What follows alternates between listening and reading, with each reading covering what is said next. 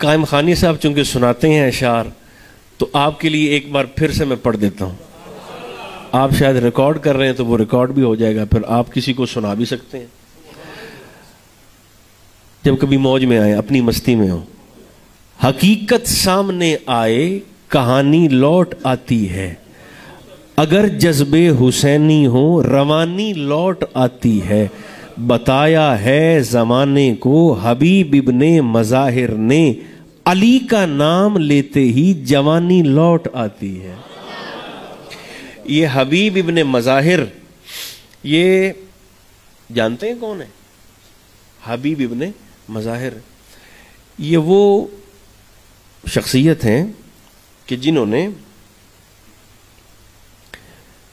90 سال کی عمر میں میدان کربلا میں 42 یزیدی کاٹ کے رکھ دیے تھے. عمر کتنی ہے؟ 90 سال. اور جوانوں کی طرح آپ لڑے لشکر امام میں. تو مولا علی شیر خدا، امتحانوں کا سلسلہ ہے. پھر آپ کی اولاد، آپ اسی میدان کربلا کو دیکھ لیں. میں بس بات سمیٹنے لگا ہوں. کربلا کے میدان کو دیکھ لیں. میدان کربلا میں بھی مقابلہ فوج کا فوج کے ساتھ نہیں تھا، یا تلوار کا تلوار کے ساتھ نہیں تھا، یا ہتھیاروں کا ہتھیاروں کے ساتھ نہیں تھا. ہر شخص سوچے جو انصاف پسند طبیعت رکھتا ہے، 22,000 کا کوئی مقابلہ بنتا ہے 72 کے ساتھ. 22,000 بمقابلہ 72، اور 72 بھی ایسے کہ جن میں 6 مہینے کا بچہ بھی ہے، 90 سال کا بزرگ بھی ہے.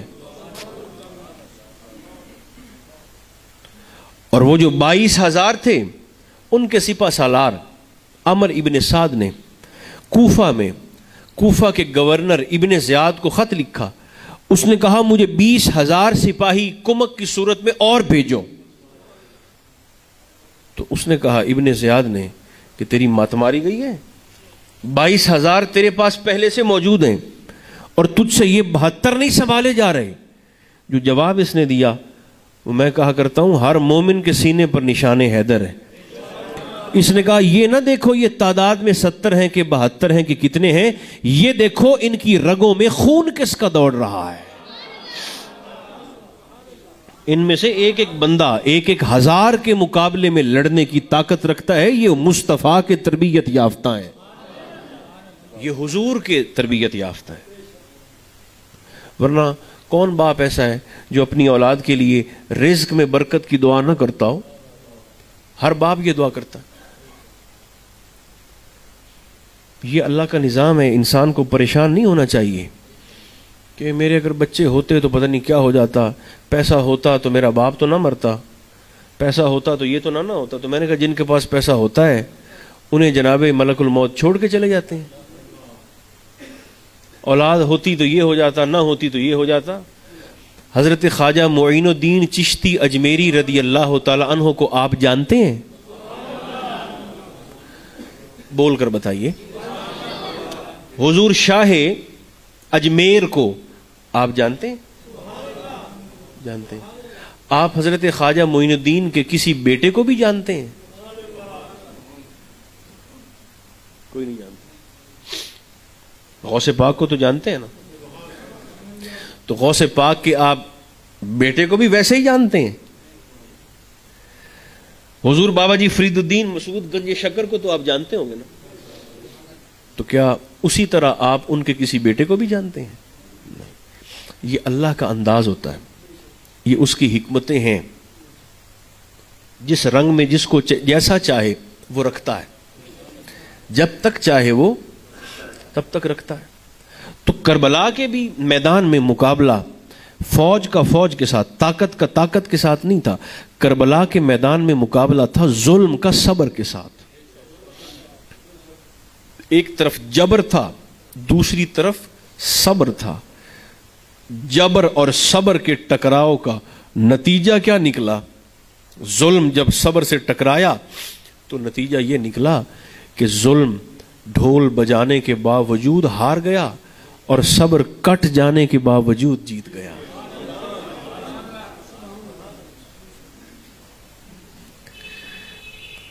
جب شام پہنچے تھے نا قافلے کے ساتھ، سیدہ زینب سلام اللہ علیہا، کبھی موقع ملے تو آپ پڑھے لکھے ہیں، سمجھدار ہیں، جنہیں پڑھنے سے شوق ہے تھوڑا، وہ ذرا کبھی آپ کو موقع ملے تو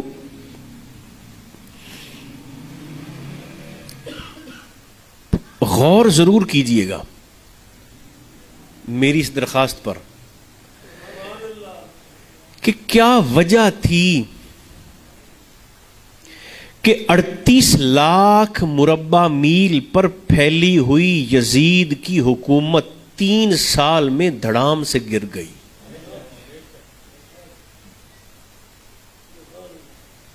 میں پھر کہنے لگا ہوں،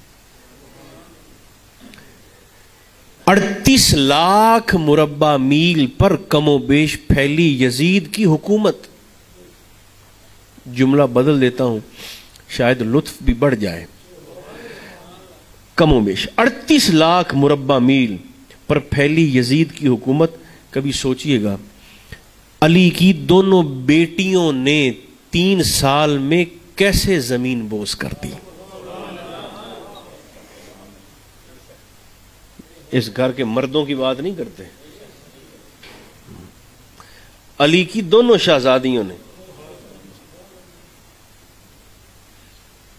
دونوں شہزادیوں نے گھٹنوں پہ گرا دی یزید کی حکومت۔ تو یہ تو اس خاندان کی بیویاں ہیں۔ اور جب وہاں پہنچے تھے شام میں تو سیدہ زینب، حالانکہ ہاتھوں میں رسیاں ہیں، ہاتھوں میں رسیاں ہیں نہیں بازوئے زینب پہ نشاں رسی کے، ہیں نہیں بازوئے زینب پہ نشاں رسی کے، لا فتح الا حسین ابن علی لکھا ہے۔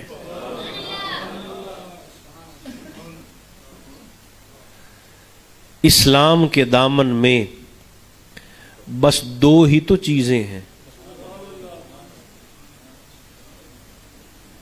جو دین ہمارے پاس ہے، اسلام کے دامن میں بس 2 ہی تو چیزیں ہیں، زینب کے فصیح خطبے، سجاد کی خوں آنسو۔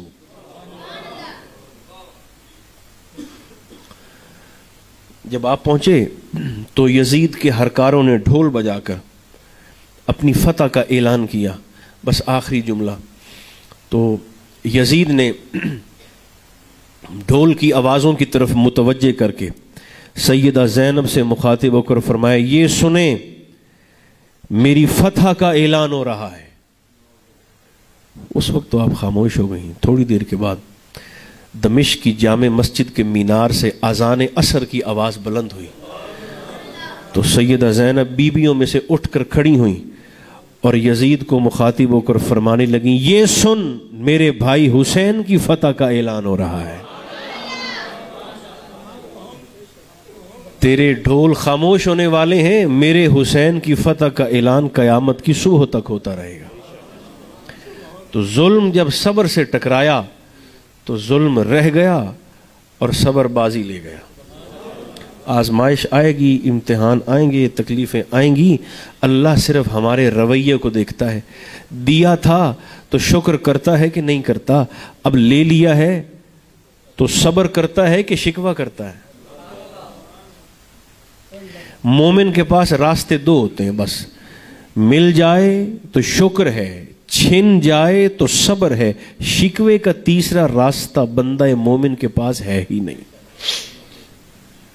خدا کرے جو کلمات آپ نے فرمائے، جو میں نے ممبر شریف سے عرض کیے، مجھ سے پہلے کہے گئے، میرے بعد کہے جائیں گے، اللہ سرکار کے وسیلہ سے مرحومہ بیٹی کے حق میں قبول فرمائے اور اس معصوم کا صدقہ ہماری خطاؤں کو معاف فرمائے، ہم سب کا خاتمہ بھی ایمان پر فرمائے۔ صلی اللہ تعالی علی خیر خلقہ محمد و آلہ و اصحابہ اجمعین۔